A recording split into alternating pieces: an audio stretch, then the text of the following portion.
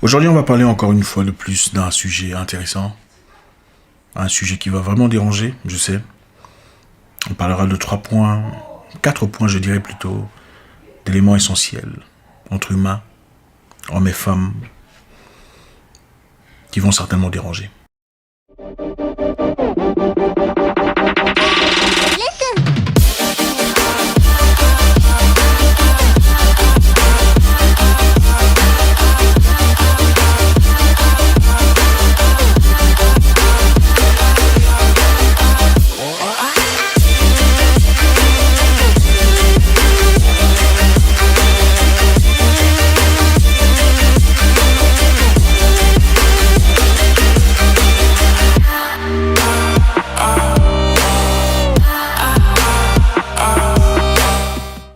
L'objectif ici, ce n'est pas de vous embêter ou de vous énerver. L'objectif, c'est de trouver un moyen de comprendre comment ça fonctionne. Je pense qu'en comprenant comment le monde fonctionne, surtout les points qu'on ne peut pas changer, on arrive à se prémunir, à se protéger, à savoir comment avancer. Ça va déranger, mais se fâcher sur le point qu'on ne peut pas changer ne changera absolument rien. Pas sur la réalité, et pas sur vous-même non plus d'ailleurs. Je vais faire un cocktail des quelques éléments tirés par quelques chercheurs, quelques professionnels que je pourrais peut-être vous transmettre, principalement effectué en anglais, mais j'essaierai de vous le transmettre en français. Je pense que beaucoup se retrouveront. Alors, premièrement, il faudrait comprendre une chose. Les hommes se focalisent sur le passé de la femme. Et les femmes se focalisent sur le futur de l'homme. Nous ne réfléchissons pas toujours de la même façon. Nous sommes humains, on a tous des têtes, des bouches, des yeux, mais nos focus, nos points de concentration sont différents. Les hommes, généralement, veulent comprendre où tu as été dans le passé. Qu'est-ce que tu as fait? Qu'est-ce que tu as parcouru comme distance? C'est quoi le tableau de bord, le numérotage, le kilométrage? Qu'est-ce qui s'est passé? Pour plusieurs raisons, généralement.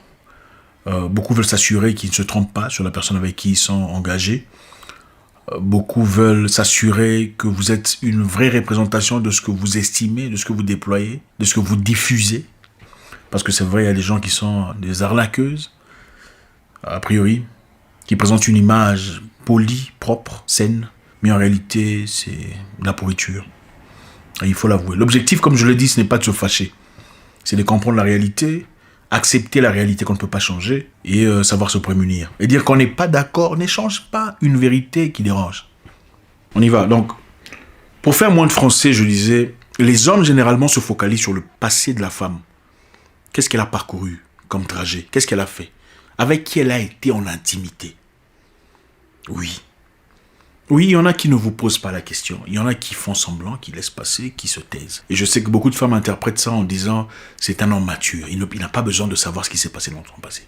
C'est une très bonne apparence. Mais en réalité, chaque homme se pose la question au moins une fois, dans un coin, tout seul. Qu'est-ce qu'a parcouru ma femme comme trajet dans ce sens-là?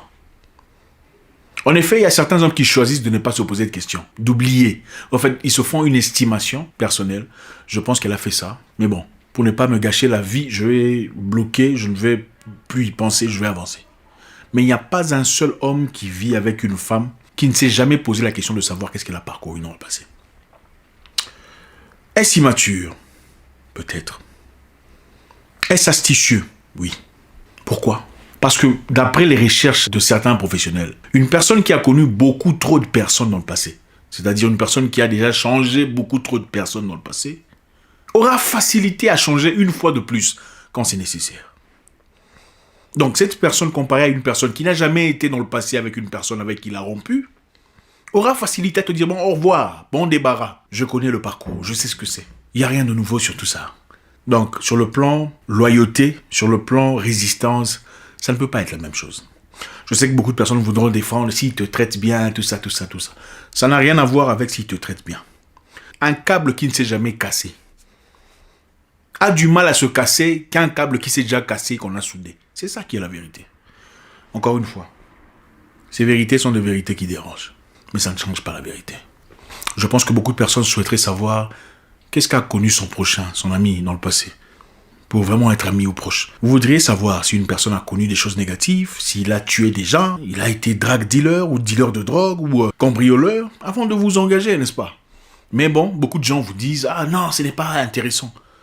C'est vrai que d'une part, il est essentiel de savoir passer à autre chose. Mais d'autre part, quand c'est bien usé, comprenez que la plupart d'hommes se focalisent sur le passé.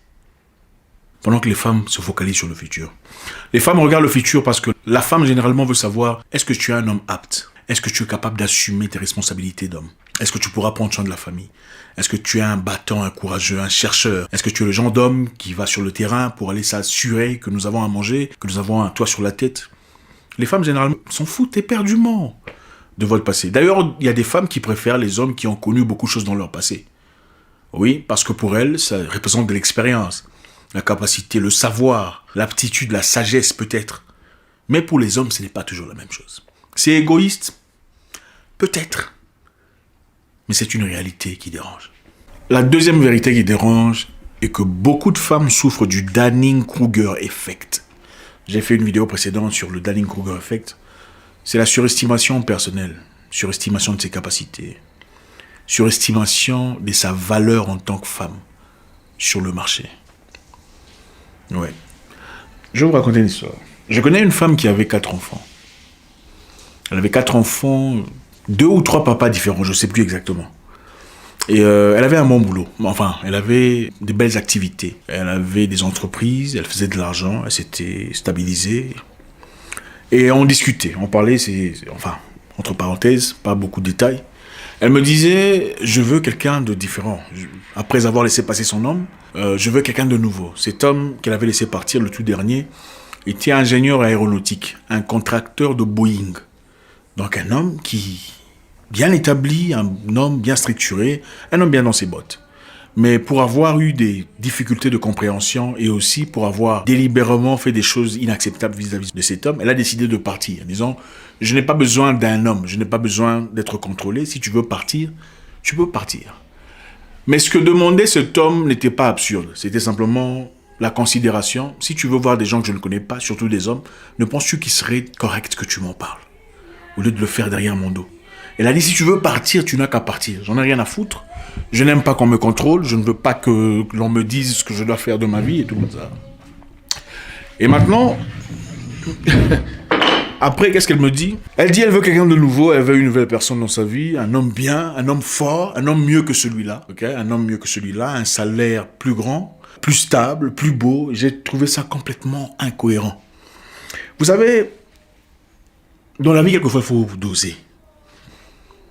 Tu as 42 ans, 43 ans, avec 4 enfants.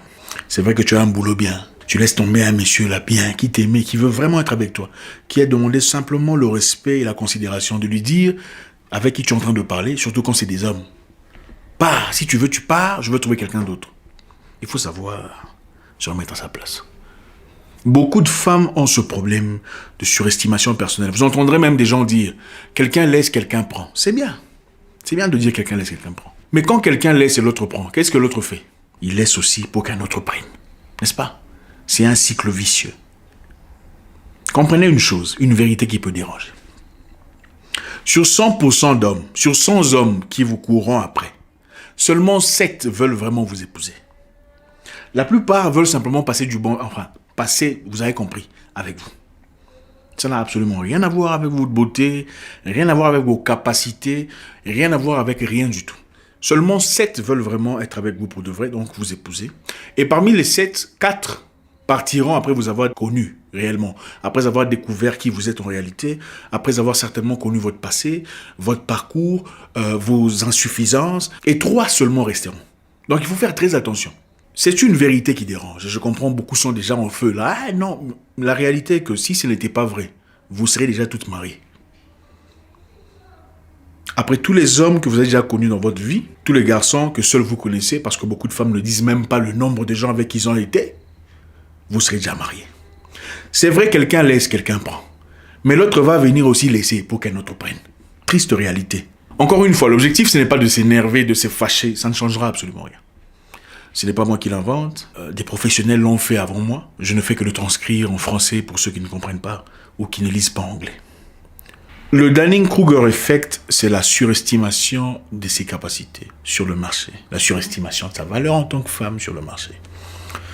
C'est bien. Il faut avoir confiance en soi, il faut s'aimer, il faut s'aduler, il faut se donner le respect qu'il faut. C'est très bien. Il ne faut pas se laisser marcher dessus, c'est très bien. Il ne faut pas accepter n'importe quoi, c'est très bien. Mais il faut être réaliste par rapport à la réalité dans laquelle nous vivons. Vous ne direz pas pour toujours, quelqu'un laisse, quelqu'un prend.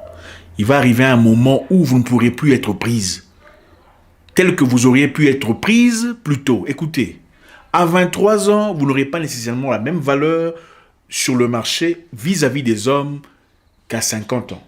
Ce n'est pas génial à écouter, mais c'est ça la réalité. Ce n'est pas bien à écouter, ça sonne très mal. Mais le temps est le maître du temps. Le temps ne pardonne à personne. Donc le plus tôt vous pourrez prendre les bonnes décisions dans votre vie, le mieux ce sera pour vous et pour tous ceux qui vous aiment. Faites-vous respecter en gardant normal l'estime personnelle que vous avez. 3.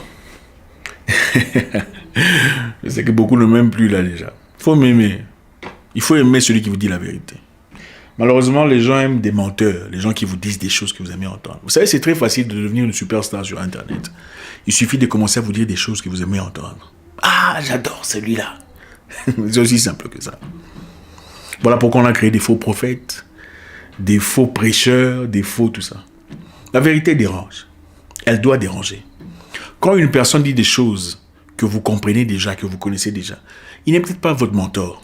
Parce qu'il n'a rien à vous apprendre. Un vrai mentor, un vrai enseignant doit vous dire des choses où vous n'êtes pas d'accord. Pour finalement devenir d'accord. Quand vous êtes toujours d'accord, ça veut dire que vous connaissez assez. Vous connaissez autant que lui. 3. J'espère que je ne me trompe pas. La plupart d'hommes sont des aventuriers. Ils ne veulent pas vous épouser. La plupart d'hommes ne viennent pas vers une femme pour chercher à l'épouser. Ils viennent d'abord passer du temps intime avec vous. Et après décider si vous en valez la peine.